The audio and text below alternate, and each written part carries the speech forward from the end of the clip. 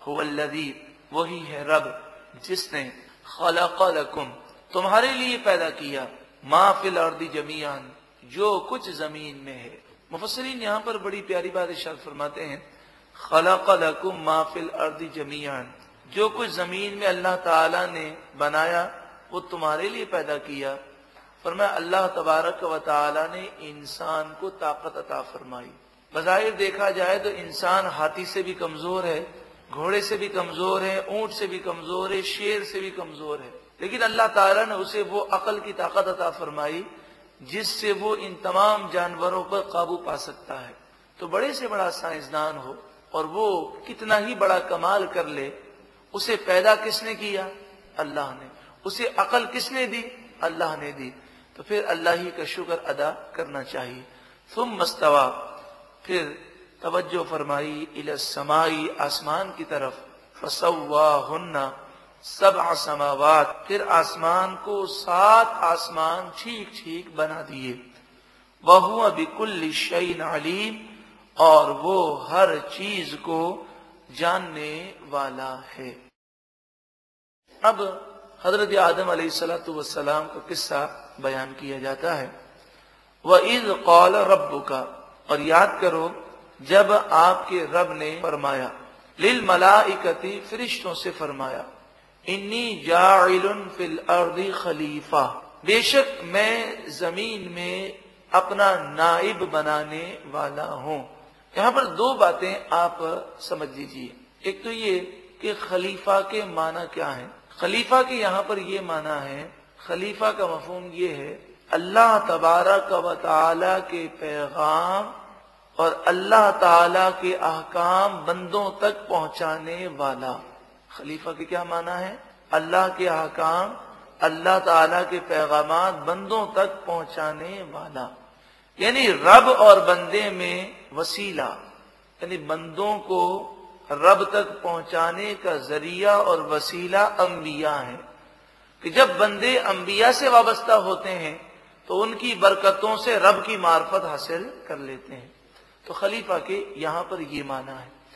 دوسری بات یہ کہ ابھی آدم علیہ السلام کی پیدائش نہیں ہوئی اور اللہ تعالیٰ نے فرشتوں سے فرمایا میں زمین میں اپنا خلیفہ بنانے والا ہوں۔ تو کہاں فرمایا؟ زمین میں خلیفہ بنانے والا ہوں۔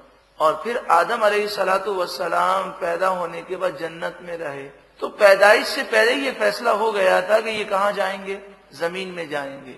500 سال آپ جنت میں رہے، اور 500 سال کے بعد اللہ تعالی کی حکمت کہ آپ کو بھلا دیا گیا اور آپ نے وہ درخت میں سے کھایا اور پھر آپ زمین میں آ گئے۔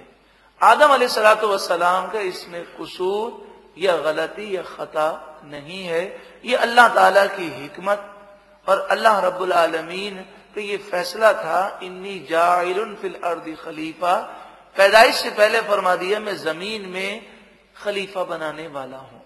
قالوا، فرشتے بولے، اتجعل فیہا، کیا تو اس زمین میں اسے خلیفہ بنائے گا، من یفسد فیہا، جو زمین میں فساد پھیلائے گا، ویسفک الدماء، اور خون بہائے گا، ونحن نسبح بحمدک ونقدس لک، اور ہم تیری حمد کرتے ہوئے، تیری تعریف کرتے ہوئے، تیری خوبیاں بیان کرتے ہوئے تیری تسبیح کرتے ہیں اور تیری پاکی بیان کرتے ہیں۔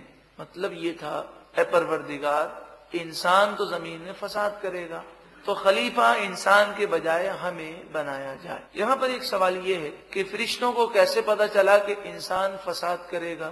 تو اس کی کئی وجوہات ہیں۔ ایک وجہ یہ ہے کہ فرشتوں کو جب یہ معلوم چلا کہ انسان میں نفس ہوگا اور انسان میں غصے کو بھی رکھا گیا، انسان میں شہوت کو بھی رکھا گیا، تو انہوں نے یہ خیال کیا اس طرح تو انسان بڑی آزمائش میں پڑ جائے گا، کیونکہ فرشتے غصے سے، شہوت سے، نفس سے معصوم ہیں، محفوظ ہیں۔ تو انہوں نے یہ خیال کیا کہ پھر انسان کا گناہوں سے بچنا تو مشکل ہو جائے گا، تو وہ پھر گناہ کریں گے اور زمین میں فساد ہو جائے گا، اور ہم چونکہ ان چیزوں سے معصوم ہیں تو خلافت ہمیں ملنی چاہیے۔ یہ بہت بڑا مقام ہے، یہ بہت بڑی سعادت ہے، تو یہ سعادت ہمیں نصیب ہو۔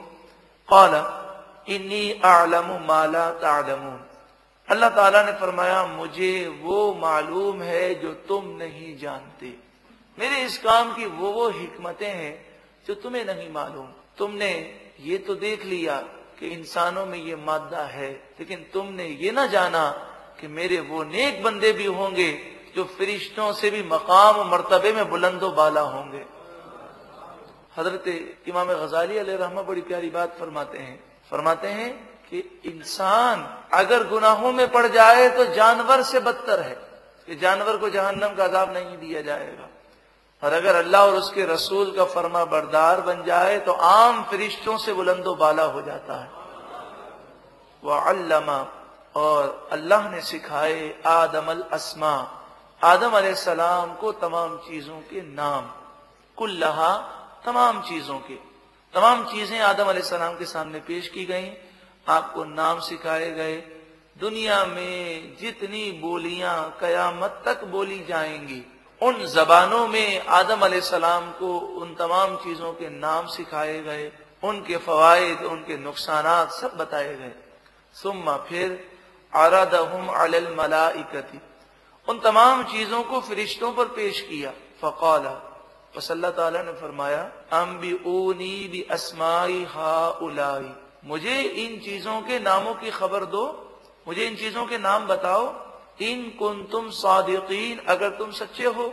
کس میں سچے ہو؟ اس دعوے میں کہ خلافت کے مستحق ہم ہیں۔ قالوا، فرشتے بولے سبحانک، پاکی ہے تجھے، لا علم لنا، ہمارے پاس کوئی علم نہیں، الا ما علمتنا، مگر اتنا ہی جتنا تو نے ہمیں سکھایا، تو نے جو علم ہمیں دیا وہی علم ہے، اس کے علاوہ ہمارے پاس کوئی علم نہیں۔ انک انت العلیم الحکیم، بے شک تو ہی علم والا، حکمت والا ہے۔ مفسرین فرماتے ہیں فرشتوں کا یہ کہنا کہ خلافت ہمیں مل جائے، اس پر وسوسہ نہیں کرنا چاہیے۔ یہ فرشتوں کا مطالبہ کرنا اس وجہ سے تھا کہ خلافت ایک بہت بڑی سعادت ہے، اور سعادت پانے کی تمنا کرنا یہ بہت اچھی تمنا ہے، لیکن انبیاء کا مقام فرشتوں سے بلند و بالا ہے۔ تو ان آیات سے پتہ چلا کہ خلافت عام انسانوں کو نہیں ملے گی، انبیاء کو ملے گی، وہ علم میں بھی فرشتوں سے آگے ہوں گے اور عمل میں بھی فرشتوں سے آگے ہوں گے۔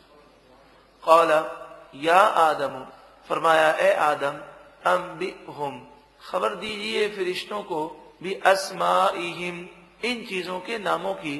فلما، پس جب، انبأہم باسمائہم، آدم علیہ السلام نے فرشتوں کو ان چیزوں کے ناموں کی خبر دی۔ قال الم اقل لکم، اللہ رب العالمین نے فرمایا کیا میں نے نہ کہا تھا، انی اعلم غیب السماوات والارض، بے شک میں آسمان اور زمین کے غیب پوشیدہ چیزیں جانتا ہوں، وَأَعْلَمُ مَا تُبْدُونَ، اور میں جانتا ہوں جو تم ظاہر کرتے ہو، وَمَا كُنْتُمْ تَكْتُمُونَ، اور جو تم چھپاتے ہو۔ رب العالمین ظاہر اور باطن سب کو جاننے والا ہے۔ وَإِذْ قُلْنَا، اور یاد کرو جب ہم نے فرمایا، لِلْمَلَائِكَةِ، فرشتوں سے، اسجدوا، تم سب سجدہ کرو، لآدم، آدم علیہ السلام کو، فسجدوا، سب نے سجدہ کیا، فرشتوں نے سجدہ کیا۔ اس وقت جتنی مخلوقات تھی سب نے سجدہ کیا، ساری مخلوق میں ایک ہی شخص تھا جس نے سجدہ نہ کیا، الا ابلیس، مگر شیطان نے، ابلیس نے سجدہ نہ کیا۔ ابلیس جن تھا، سورہ کہف کی آیت نمبر 50 میں اس بات کا ذکر ہے۔ یہ جن تھا، عبادت کر کر کے یہ اس مقام پر فائز ہوا کہ اسے فرشتوں کا استاد بنایا گیا، لیکن حضرت آدم علیہ السلام کی توہین کر کے وہ ہمیشہ کے لیے مردود بن گیا۔ ابا، ابلیس نے انکار کیا، واستکبر، اور تکبر کیا۔ تکبر کے معنی یہ ہے کہ اس نے اپنے آپ کو آدم علیہ السلام سے افضل سمجھا، اور تکبر کی تعریف یہی ہے کہ اپنے آپ کو کسی سے بہتر سمجھنا، یہ تکبر ہے۔ واستکبر، اور اس نے آدم علیہ السلام کے مقابلے میں تکبر کیا۔ وَكَانَ مِنَ الْكَافِرِينَ، اور کافروں میں سے ہو گیا۔ اب شیطان کو مردود کر دیا گیا، اسے نکال دیا گیا۔ وَقُلْنَا، اور ہم نے فرمایا، یا آدم، اے آدم، اسکن انت وزوجک الجنت، آپ جنت میں رہیں، آپ کی زوجہ جنت میں رہیں۔ یہ کلام حضرت آدم علیہ السلام کے جنت میں جانے کے بعد اور حضرت حوا رضی اللہ تعالی عنہا کی پیدائش کے بعد یہ کلام فرمایا گیا۔ حضرت آدم علیہ السلام کی پسلی سے حضرت حوا کو پیدا کیا گیا۔ وَكُلَا مِنْهَا رَغَدًا، اور تم دونوں کھاؤ اس جنت سے رغدن بلا روک ٹوک، حیث شئتما، حیث جہاں سے شئتما تم دونوں چاہو، ولا تقربا، اور تم دونوں قریب نہ جانا، ہذہ شجرۃ، اس درخت کے قریب نہ جانا، فتکونا من الظالمین، ورنہ تم دونوں ہو جاؤ گے حد سے بڑھنے والوں میں سے۔ تو یہ حد ہے، یہ درخت، اس درخت کے قریب گئے تو حد کو کراس کرنے والوں میں سے ہو جاؤ گے۔ 500 سال تک اب جنت میں رہے، جب تک اللہ نے چاہا جنت میں رہے، اور جب اللہ رب العالمین نے یہ چاہا کہ اب آپ زمین میں جائیں اور زمین کو بسایا جائے تو فنسیا، حضرت آدم علیہ السلام اس درخت کو بھول گئے، قرآن نے بیان کیا۔ اور آپ جانتے ہیں کہ اگر کوئی روزہ رکھے اور روزہ رکھ کر وہ بھول جائے اور بھول میں کھا پی لے تو شرعی مسئلہ کیا ہے؟ اس کا روزہ نہیں ٹوٹتا، بلکہ حدیث پاک میں ہے کہ بھول کر اگر کھا پی لے تو وہ یوں سمجھے کہ اسے اللہ نے کھلایا اور اللہ نے پلایا۔ آپ کو یہ بھلا کیوں دیا گیا؟ اس لیے بھلا دیا گیا تاکہ آپ دنیا میں جائیں۔ لیکن اللہ کے نیک بندے ہمیشہ عاجزی کرتے ہیں اور وہ اپنے آپ کو گناہگار سمجھتے ہیں۔ ایسے کئی بزرگان دین ہیں کہ ہوا چلتی تو رونے بیٹھ جاتے، آندھی چلتی تو رونے لگ جاتے۔ لوگ کہتے تو کہتے میں رو رہا اس لیے ہوں کہ یہ آندھی میرے گناہوں کی وجہ سے چلی ہے، اگر میں نہ ہوتا تو مسلمانوں پہ تکلیف نہ آتی۔ تو یہ ان کی عاجزی ہوئی، ان کا مقام ہے۔ تو آدم علیہ السلام کو بھلا دیا گیا، اور یہ آپ کی عاجزی ہے، یہ آپ کا مقام ہے، یہ آپ کا خوف خدا ہے کہ آپ کئی سو سال تک اللہ کے خوف سے روتے رہے، اور 300 سال تک خوف کے مارے آپ نے آسمان کی طرف نگاہ نہیں اٹھائی۔ یہ اللہ کے نیک بندوں کا انداز ہے۔ حضرت عمر رضی اللہ تعالیٰ قطعی جنتی ہیں، لیکن خوف سے روتے روتے آپ کے چہرے انور پر آنسوؤں کی لکیریں بن گئی تھیں۔ حضور نے انہیں جنت کی بشارت دی ہے، حضور کی بشارت میں انہیں کوئی شک و شبہ نہیں ہے، لیکن جب اللہ کے نیک بندوں پر خوف کا غلبہ ہوتا ہے تو وہ سب کچھ بھول جاتے ہیں اور اللہ کی محبت میں اور خوف میں گم ہو جاتے ہیں۔ فَأَزَلَّهُمَا الشَّيْطَانُ، بس انہیں شیطان نے پھسلا دیا۔ ازلہ کے معنی ہوتے ہیں انسان پھسلنا نہ چاہے تب بھی پھسل جائے۔ اگر آپ کا پاؤں پھسل جائے تو آپ خود نہیں پھسلتے، بلکہ آپ کے نہ چاہتے ہوئے بھی پاؤں پھسل جاتا ہے۔ تو ازلہ کا جو صیغہ ہے، اگر عربی گرامر کو کوئی جانتا ہو تو وہ بھی جان سکتا ہے کہ ازلہ کے یہی معنی ہے کہ آدم علیہ السلام نے جان بوجھ کر ایسا نہیں کیا۔ فَأَزَلَّهُمَا الشَّيْطَانُ عَنْهَا، شیطان نے اس درخت کے بارے میں ان دونوں کو پھسلا دیا۔ فَأَخْرَجَهُمَا، اور ان دونوں کو وہاں سے نکلوا دیا، مما، اس سے جو کانا فیہ، جس جگہ میں وہ تھے۔ وَقُلْنَا، اور ہم نے فرمایا، اِہْبِطُوا، تم سب نیچے اتر جاؤ، بَعْضُكُمْ لِبَعْضٍ عَدُوٌّ، تم ایک دوسرے کے دشمن ہوگے۔ دنیا میں دشمنیاں چلتی رہیں گی، جنت میں کسی قسم کا بغض نہیں ہوگا۔ دنیا میں جاؤ گے یہ حالات تمہارے ساتھ ہوں گے۔ وَلَكُمْ فِي الْأَرْضِ مُسْتَقَرٌّ، تمہارے لیے زمین میں مستقر، ایک عارضی ٹھکانہ ہے۔ وَمَتَاعٌ، اور برتنا ہے، استعمال کرنا ہے، فائدہ اٹھانا ہے، إِلَى حِينٍ، ایک وقت تک، پھر تمہیں دوبارہ مر کر اللہ کی بارگاہ میں حاضر ہونا ہے۔ آدم علیہ السلام اور بی بی حوا رضی اللہ تعالی عنہا جنت سے دنیا میں تشریف لائے۔ یہ تو دو افراد تھے، لیکن قرآن مجید فرقان حمید نے جمع کا صیغہ استعمال فرمایا، جس کے معنی یہ ہے کہ جمع عربی میں 3 سے شروع ہوتی ہے۔ تو مفسرین فرماتے ہیں یہاں اہبطوا میں کلام آدم علیہ السلام سے بھی ہے اور آپ کی پشت اطہر میں جو آنے والی نسلیں تھیں ان سے بھی خطاب ہے۔ فَتَلَقَّى آدَمُ مِن رَبِّهِ، پس آدم علیہ السلام نے سیکھ لیے، من ربہ، اپنے رب سے، کلمات، چند کلمات، ربنا ظلمنا انفسنا، یہ والے کلمات، اور دوسرے کلمات احادیث طیبہ میں ہیں کہ آپ نے حضور کے وسیلے سے دعا فرمائی، فتاب علی، بس اللہ تعالی نے ان پر رحمت فرمائی، انہ ہوا، بے شک وہی، التواب، بہت توبہ قبول کرنے والا، الرحیم، بہت مہربان ہے۔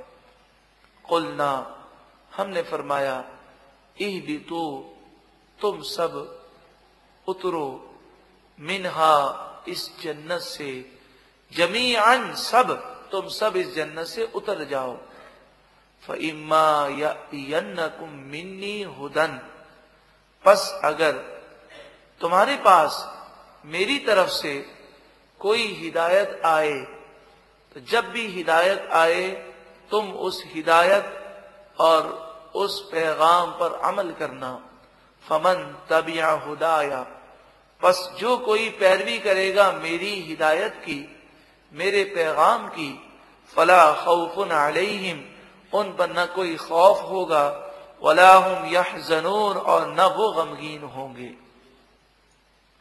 والذین کفروا، اور وہ لوگ جنہوں نے کفر کیا، وکذبوا بآیاتنا، اور ہماری آیتوں کو انہوں نے جھٹلایا، اولئک اصحاب النار، یہی لوگ جہنمی ہیں، ہم فیہا خالدون، وہ اس میں ہمیشہ رہنے والے ہیں۔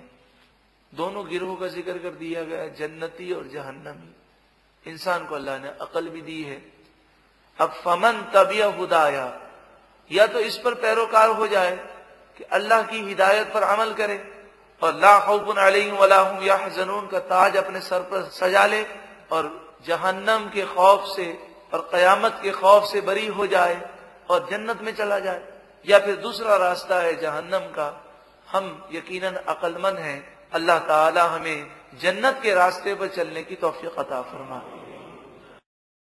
یا بنی اسرائیل، اے یعقوب علیہ السلام کی اولاد، یہاں پر یہ بات میں سمجھا دوں، عرض کر دوں کہ اسرائیل یہ لفظ برا نہیں ہے۔ فی زمانہ تو ایک ایسی ریاست کا نام ہے جو اسلام دشمنی میں بڑی مشہور و معروف ہے، لیکن اسرائیل کے لفظی معنی، یہ سریانی زبان کا لفظ ہے، اس کے لفظی معنی ہے اللہ کا بندہ۔ اسرا کے معنی ہے بندہ، اور ایل اللہ، جیسے عبداللہ اللہ کا بندہ، ایسے ہی معنی ہے اسرائیل اللہ کا بندہ۔ اسرائیل حضرت یعقوب علیہ السلام کا لقب ہے، اور یعقوب علیہ السلام کی جو اولاد ہے وہ بنی اسرائیل کہلاتی ہے۔ حضرت یعقوب علیہ السلام کی اولاد میں ہزاروں انبیاء مبعوث کیے گئے۔ یوں سمجھیں یعقوب علیہ السلام سے لے کر عیسیٰ علیہ السلام تک کئی انبیاء حضرت یعقوب علیہ السلام کی اولاد میں آئے ہیں۔ حضرت عیسیٰ علیہ السلام، حضرت موسیٰ، حضرت ہارون، حضرت داؤد، حضرت سلیمان، حضرت ایوب، حضرت زکریا، حضرت یحییٰ، یہ تمام انبیاء جو ہیں حضرت یعقوب علیہ السلام کی اولاد میں سے ہیں۔ توریت، انجیل، زبور، تینوں کتابیں بنی اسرائیل پر نازل ہوئیں۔ اب چونکہ مدینہ منورہ میں جب اسلامی ریاست بن گئی تو اسلام کے خلاف کوشش کرنے والوں میں اور اسلام کو نقصان پہنچانے والوں میں یہودی بھی تھے اور عیسائی بھی تھے۔ خصوصاً یہودی اس معاملے میں سب سے آگے تھے اور وہ اپنے آپ کو تباہ کرنے کے لیے کوششیں کر رہے تھے، اسلام کو نقصان پہنچا رہے تھے۔ تو ان لوگوں کو اب خطاب کیا جا رہا ہے، فرمایا یا بنی اسرائیل، اے یعقوب علیہ السلام کی اولاد جو اس وقت یہودی بن گئے ہو، توریت کے ماننے والے ہو، انجیل کو ماننے والے ہو یا زبور کے ماننے والے ہو، اذکروا، یاد کرو، نعمتی، میری وہ نعمت، التی، جو انعمت، میں نے انعام کی، علیکم، تم پر، جو میں نے نعمتیں تم پر نازل کی ہیں اسے یاد کرو، وَأَوْفُوا بِعَهْدِي، اور میرے عہد کو پورا کرو، جو تم نے مجھ سے عہد کیا اس کو پورا کرو، یعنی میری فرما برداری کرو۔ اوفی بعہدکم، میں اپنا وعدہ پورا کروں گا اور تمہیں جنت عطا فرماؤں گا، اور میرے عہد کو پورا کرنے میں لوگوں سے نہ ڈرو، وَإِيَّايَ فَارْهَبُونَ، اور صرف مجھ ہی سے ڈرو، وَآمِنُوا، اور ایمان لاؤ، بما، اس پر، جو انزلت، میں نے نازل کیا، مصدقا لما معکم، وہ تصدیق کرنے والا ہے یہ قرآن ان کتابوں کی معکم جو تمہارے پاس ہیں، توریت، انجیل، زبور کی تصدیق قرآن پاک کرتا ہے۔ ولا تکونوا اول کافر بہ، اور پہلے کافر مت بننا، اس قرآن کا انکار کرنے والوں میں تم پہلے مت بننا۔ مطلب یہ قرآن نازل ہوا، اگر تم انکار کر دو گے تو جتنے تمہاری نسلوں میں انکار کریں گے، کافر رہیں گے، ان سب کا گناہ تمہارے سر پر آئے گا۔ وہ تو گناہگار ہوں گے لیکن تم بھی گناہگار ہوگے۔ حقیقت یہی ہے کہ جب انسان کوئی گناہ کرتا ہے تو اسے یہ سوچنا چاہیے کہ گناہ کی دو قسمیں ہیں، ایک گناہ اس کی ذات پر ختم ہو جاتا ہے، اور ایک وہ گناہ ہے جو گناہ جاریہ ہے، کہ وہ قبر میں پہنچ جاتا ہے پھر بھی وہ گناہ کا میٹر اس کا شروع ہی رہتا ہے۔ تو ہمیں ایسا کوئی کام نہیں کرنا چاہیے کہ جس سے ہمارے مرنے کے بعد بھی لوگ اس گناہ کی پیروی کرتے رہے اور ہمیں گناہ ملتا رہے۔ تو ان سے فرمایا گیا کہ اگر تم کافر ہو گئے تو جتنے توریت کے ماننے والے آئندہ کافر رہیں گے وہ تو جہنمی ہیں ہی، لیکن ان کا گناہ بھی تمہارے سر پر ڈالا جائے گا اور وہ بھی اپنے گناہ کی سزا پائیں گے۔ وَلَا تَشْتَرُوا بِآيَاتِي ثَمَنًا قَلِيلًا، اور میری آیتوں کے بدلے تھوڑی قیمت حاصل نہ کرو۔ ہوتا یہ تھا کہ یہودیوں کے پاس اگر کوئی مسئلہ پوچھنے آتا اور یہ پوچھتا کہ نبی آخر الزمان صلی اللہ علیہ وآلہ وسلم کا ذکر توریت میں ہے، تو یہودی جو توریت کو جاننے والے تھے، جو یہودی علماء کہلاتے تھے، وہ جھوٹ بولتے اور وہ کہتے کہ نہیں، توریت میں نبی آخر الزمان کا ذکر نہیں ہے، ان کی نشانیاں نہیں ہیں۔ یہ جھوٹ کیوں بولتے؟ یہودی قوم کے بڑے بڑے سرداروں نے انہیں رشوت دی ہوئی ہوتی اور ان کی مٹھی گرم کر کے انہیں سمجھایا ہوا تھا کہ دیکھو اگر آپ نے یہ بتا دیا کہ نبی آخر الزمان یہی ہیں، توریت میں ان کی نشانیاں ہیں، تو سارے لوگ ان کی طرف چلے جائیں گے اور ہماری سرداری ختم ہو جائے گی۔ تو اس رشوت کی وجہ سے، اس مال کی وجہ سے یہ یہودی توریت کے جاننے والے جھوٹ بولتے۔ تو فرمایا وَلَا تَشْتَرُوا بِآيَاتِي ثَمَنًا قَلِيلًا، میری آیتوں کے بدلے تھوڑی قیمت حاصل نہ کرو کہ دنیا کی ساری دولت وہ آخرت کے مقابلے میں تھوڑی حقیر اور فانی ہے۔ وَإِيَّايَ فَاتَّقُونِ، اور اگر تم ان سرداروں سے ڈرتے ہو تو ان سے نہ ڈرو، حق بات کہو۔ وَإِيَّايَ فَاتَّقُونِ، اور صرف مجھ ہی سے تم ڈرو۔ وَلَا تَلْبِسُوا الْحَقَّ بِالْبَاطِلِ، اور باطل کے ساتھ حق کو گڈمڈ نہ کر دو۔ وَتَكْتُمُوا الْحَقَّ، اور حق کو نہ چھپاؤ، باطل کے ساتھ حق کو نہ ملاؤ۔ اس کے معنی یہ ہے کہ توریت میں حضور اقدس صلی اللہ علیہ وآلہ وسلم کا جو حلیہ مبارک لکھا تھا، تو یہودی کیا کرتے کہ اس حلیے میں کچھ انہوں نے تبدیلیاں کر دی، کچھ اپنی طرف سے لکھ دیا۔ تو اس کا اثر یہ ہوا کہ جب کوئی توریت پڑھنے والا اسے پڑھتا تو وہ پھر جب حضور اقدس صلی اللہ علیہ وآلہ وسلم کے حلیہ مبارک کو چیک کرتا اور آپ کے چہرے انور کو دیکھتا تو وہ پھر حق کی طرف نہیں پہنچ سکتا۔ مثلا یہ لکھا تھا توریت میں کہ نبی کریم صلی اللہ علیہ وآلہ وسلم درمیانے قد کے ہوں گے، لیکن جب لوگوں میں چلیں گے تو سب سے بلند و بالا نظر آئیں گے۔ یہ حضور کا معجزہ ہے، ہیں درمیانے قد کے، لیکن جب نبی کریم صلی اللہ علیہ وآلہ وسلم لوگوں میں کھڑے ہوتے تو چونکہ حضور سب سے بلند ہیں تو کھڑے ہونے میں بھی سب سے بلند نظر آتے۔ تو انہوں نے کیا کر دیا کہ انہوں نے درمیانے قد کو مٹا کر لکھ دیا کہ حضور لمبے قد والے ہوں گے تاکہ کوئی حضور تک پہنچ نہ سکے۔ فرمایا وَلَا تَلْبِسُوا الْحَقَّ بِالْبَاطِلِ، باطل کے ساتھ حق کو مت ملاؤ۔ وَتَكْتُمُوا الْحَقَّ، اور حق کو مت چھپاؤ۔ حق کو چھپانے کی یہ معنی ہے، توریت کی زبان عبرانی تھی، تو عبرانی زبان کو جاننے والا اگر کوئی نہ ہو اور وہ ان سے پوچھتا کہ جی آپ تو توریت کو پڑھتے ہیں، بتائیے کہ نبی آخر الزمان کی یہ نشانیاں ہیں جو ان میں پائی جاتی ہیں، تو وہ حق کو چھپا دیتے۔